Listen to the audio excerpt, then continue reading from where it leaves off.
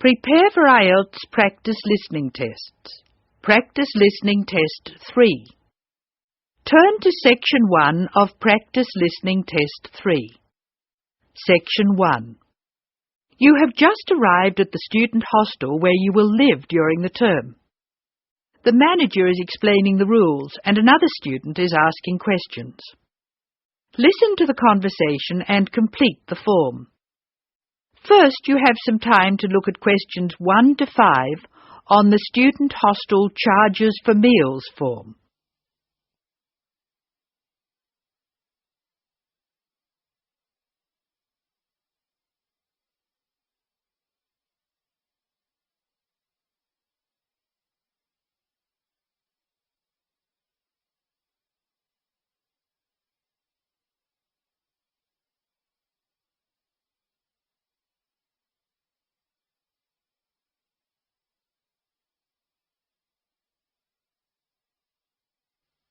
You will see that there is an example which has been done for you.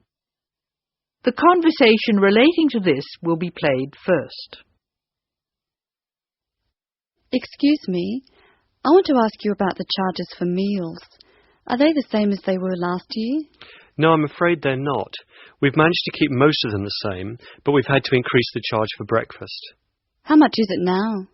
It's $2.50. It used to be $2. I see. What about lunch?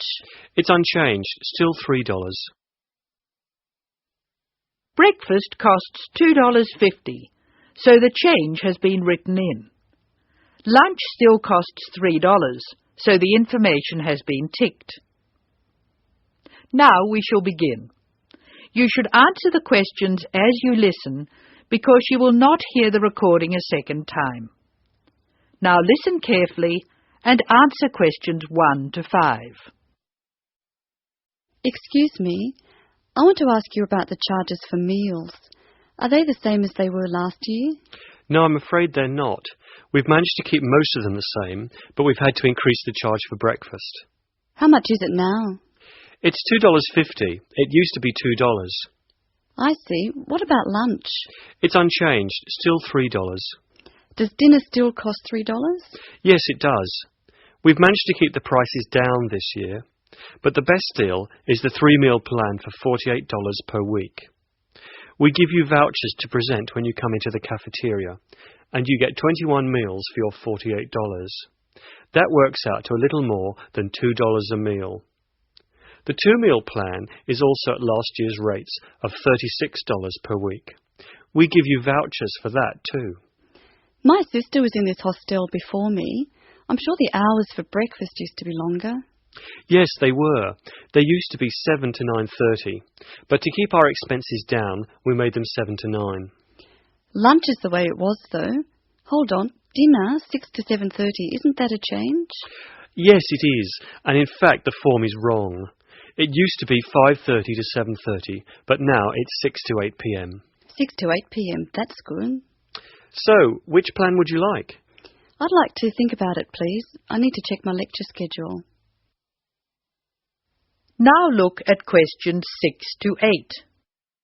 Listen to the conversation between the student and the manager and match the places in questions 6 to 8 to the appropriate letters A to F on the map.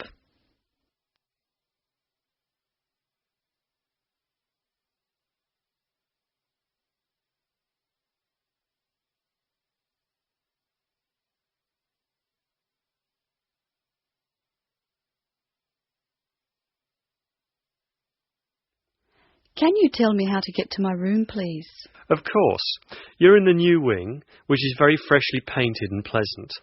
But I'm afraid you're going to have to go to a couple of other offices before you can have the key. You're in the admissions office now. Leave this office and turn right and go to the end of the hall. The last office is the fees office, where you can pay the balance of your room deposit. They'll give you a receipt. Okay. After you've been to the fees office, come back past admissions. You'll see a very large room at the northwestern corner of the building. You can't miss it. That's the student lounge, and if you go in there, you can meet some of the other students and see who'll have a room near you. That's good. Can I get a cup of coffee there? Yes, there's a vending machine in the corner. Then go to the key room, which is opposite the lift and next to the library. Show them your receipt, and you can pick up your key there. My luggage was sent on ahead. Do you know where I should collect it? The box room is next to the women's toilet. You'll have to get the key from the key room. Thank you. That is the end of section 1. You will now have some time to check your answers.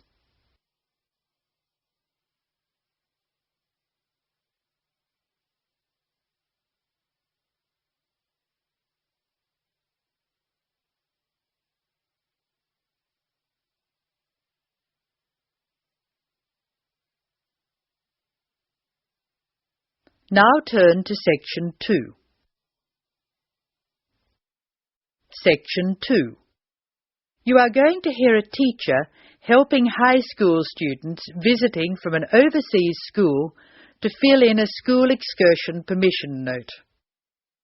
First look at questions 9 to 16.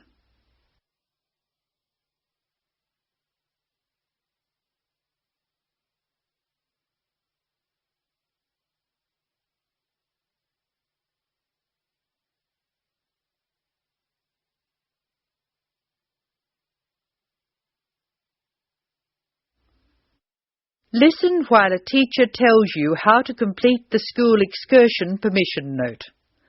Write no more than 3 words or numbers for each answer. Good morning, students. My name is Mrs. Brown, and I'm in charge of the school excursion next week. Please take out your school excursion permission note so you can fill it in. For insurance purposes, this note must be signed by your guardian or the group leader. First of all, fill in the name of your class. Everyone here is in 3A, aren't they? So write 3A where it says class. We're going to the Blue Mountains, which is great. So this is the school excursion to the Blue Mountains. The day we leave is Monday. That's Monday, June 10. We are travelling by bus all the way, so we don't have to worry about changing trains or anything like that. The bus will leave from the front gate at 8 a.m. I know we usually use the side gate, but because of the roadworks we will be using the front gate when we leave. However, when we return, the roadwork will be complete, so we'll use the side gate. We expect to be back at 6 p.m. It's going to be a lovely day. Your teachers will give you tasks to do when we arrive. We'll provide fruit and fruit juice on the bus, but you must bring your own lunch. While we're on the excursion, we'll be moving around a lot in some fairly rough country. Be very careful to wear strong shoes. It's very important that you look after your feet very well. Now, does anyone have any questions they want to ask? Now look at questions 17 to 19.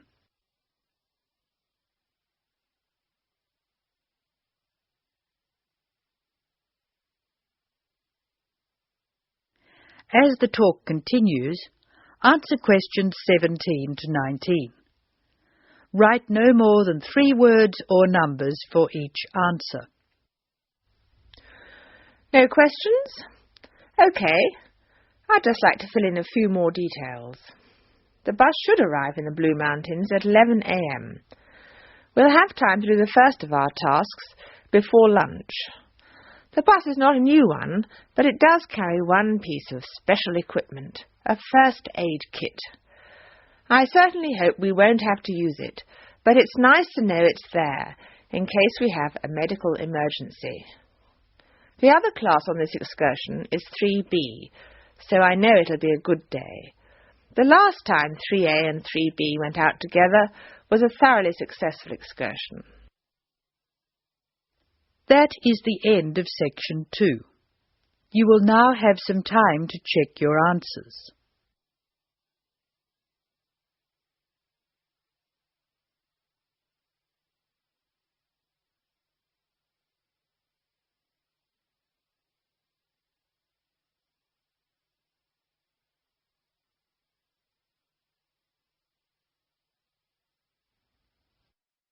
Now turn to Section 3. Section 3.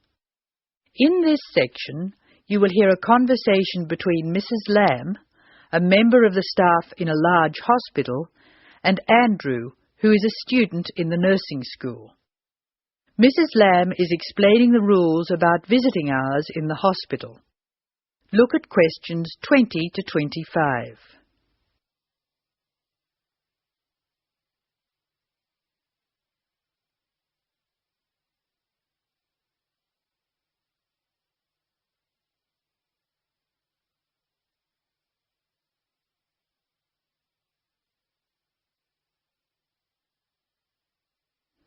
Listen to the first part of the conversation and answer questions 20 to 22.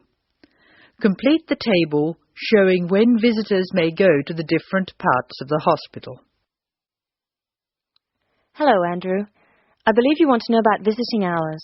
Yes, I do, Mrs. Lamb. I have to fill this form out, and I'd like to have some idea why the different parts of the hospital have different times for visiting. I see. Well, let's start with an obvious one. Intensive care. People in intensive care are very sick indeed, and for that reason, we say that visitors can come between 6 a.m. and midnight. I can understand that. At the other end of the scale, our maternity patients are usually quite well, but we restrict their visiting hours from 8 a.m. to 8 p.m. We find they get very tired if we permit visitors all the time. I see. What about the surgical wards?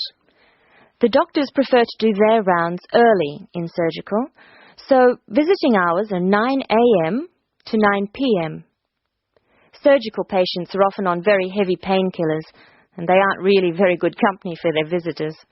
But surely the visitors come to cheer up the patient, not the other way round. Of course. And often the visitors are able to help the patient a lot. That's why we allow visitors all day, the full 24 hours in the emergency ward. They help comfort the patient while they're waiting to be diagnosed. In the second part of the discussion, Andrew will ask Mrs. Lamb about the people who are allowed to visit patients. Look at questions 23 to 25 first.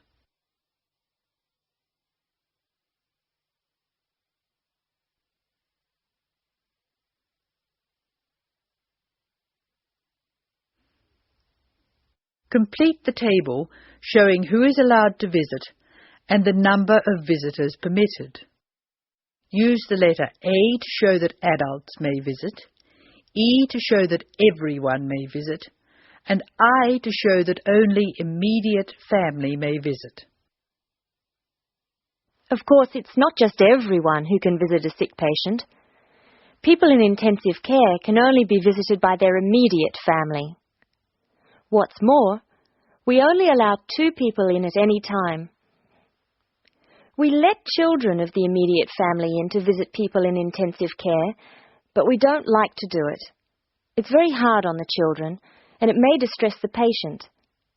However, if the patient asks for the child, and the family agrees, that's okay. What about children in maternity? Of course we let them in. They're very pleased to see their mothers. The rule in maternity is everyone may visit, up to 6 people at a time. The maternity ward is quite sociable after all. The surgical ward must be different. It is indeed. We don't allow children in the surgical ward because of the danger of infection. And as you know, we restrict the hours. There are a lot of procedures which must be carried out on surgical patients, and we only let 2 visitors come in at a time. And in emergency, people are allowed to visit all the time? Oh yes, we rely on patients' relatives to be there for them, and we permit everyone to visit the emergency department at all hours. However, we restrict it to 3 visitors for each patient. Otherwise, the room just gets totally crowded. Now listen to Mrs. Lamb explaining where Andrew will spend the first week of his training. Circle 2 letters. An example has been done for you. Look at questions 26 and 27.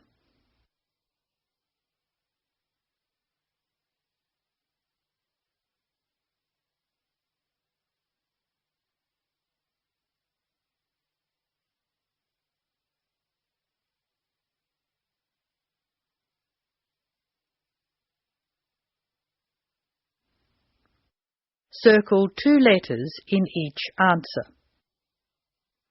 Now I have your schedule for the next week's observation sessions. Are you ready? Yes. Where do I start? On Monday, you'll be in male surgical in the morning and in female surgical in the afternoon. You'll be following Dr. Shea on her rounds. Thank you. And on Tuesday? On Tuesday, you'll be with Dr. Thomas in the morning and Dr. Robertson in the afternoon. No, that can't be right.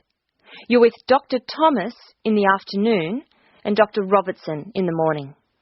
Do I ever get to see Dr. Kim? Yes, you'll be with Dr. Kim on Thursday and Friday.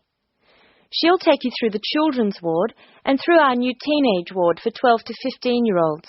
Great. I've read a lot about that new ward. Will I see the schoolroom? Maybe another time. Now look at questions 28 to 30.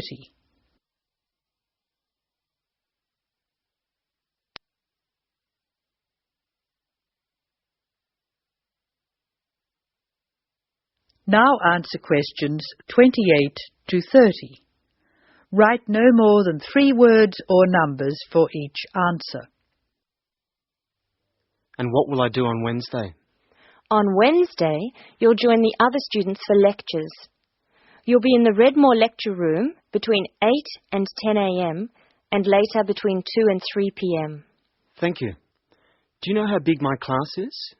The intake this term is 200 first-year students. I'm pleased to say about 1/3 are men, which is good. Nursing used to be an almost entirely female occupation. I know. My father trained as a nurse, and he was considered very unusual. Is he still working as a nurse? Yes, he's working in a hospital in the country. I guess I just wanted to follow his example. That is the end of section 3. You will now have some time to check your answers.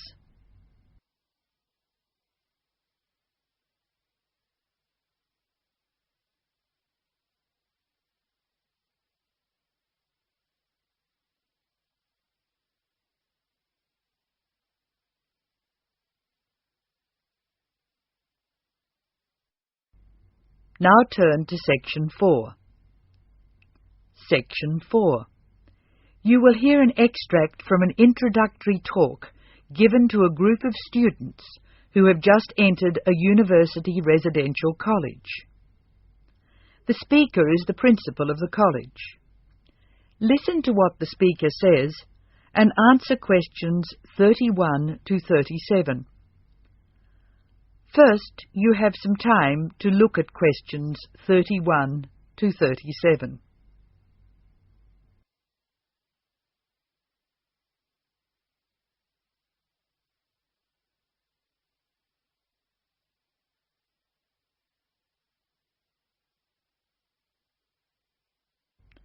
Now listen carefully and answer questions 31 to 37. Good morning and welcome to Scholastic House. I'm delighted to see you here. It is my duty to explain to you some of the history of our college and some of the traditions which I hope you will uphold. The idea for Scholastic House was expounded by Samuel Wells in 1898. Wells was a visionary whose ideas were well ahead of his time. He wanted a college which would encourage friendship between people of different races and nationalities. Wells died in 1900 before he could see the college in action. Scholastic House finally began operating in 1903 with 10 students. Those students came from Asia, Europe and the Americas. At that time, Scholastic House accepted only male students, although it has been co-educational since 1963. 9 of these foundation students went on to lead illustrious lives. The only exception died tragically on his way home from Scholastic House to Sarawak. He had only recently graduated with an honours degree in law, and he was robbed of a brilliant future. The other 9 students, as I said, led very fulfilling lives. 3 became political leaders, 3 became doctors. Perhaps the most famous graduate became a university teacher and was responsible for the introduction of modern teaching training methods in his country. Two of the original group became senior engineers and went on to deeply influence the way the water systems of their country were exploited. The college ran into hard times during the period of the Great War, 1914 to 1918, when the charter of the college was interpreted to mean that neither students nor staff could take part in the war effort. Many people felt that this indicated a lack of national spirit, and the walls of the college were frequently marked with graffiti. Meantime, outside the college, tens of thousands of young men went away to fight in Europe, never to return. The college was building a reputation for learning and for tolerance of opposing views. Scholastic House debate and discussion nights were open to the public in 1927 and have been available to anyone who wishes to attend ever since. It is a proud tradition of the college that any view may be expressed, provided that it can be defended intellectually. Over the years, topics which were controversial at the time have been discussed and debated. Now look at questions 38 to 40.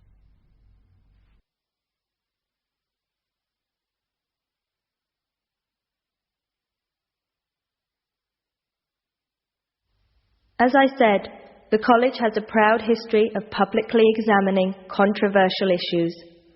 Why should we do this? The publicity we receive is often sensational, and there is no joy in encouraging argument for its own sake. In fact, that sort of discussion just increases tension. The only legitimate reason for our behaviour is that it casts light upon the topic in question and informs the debate. And controversial topics are the ones which most need informed attention. As the world forges ahead, we often find our scientists have outstripped our philosophers. We frequently develop scientific marvels without realizing their full implications. Nowhere is this more obvious than in medicine. We are now able to keep people alive far longer than before. But this medical ability must be measured in relation to the quality of those lives. I urge you to spend your time at Scholastic House wisely.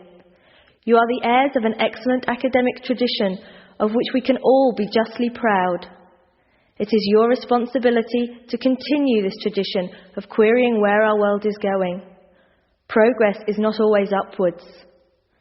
I wish you every joy in your time here, and I hope that I will hear much well-informed debate from you. That is the end of section 4.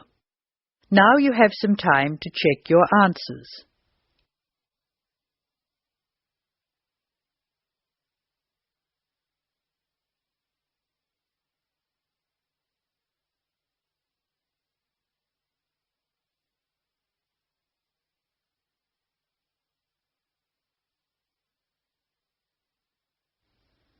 That is the end of listening practice test 3.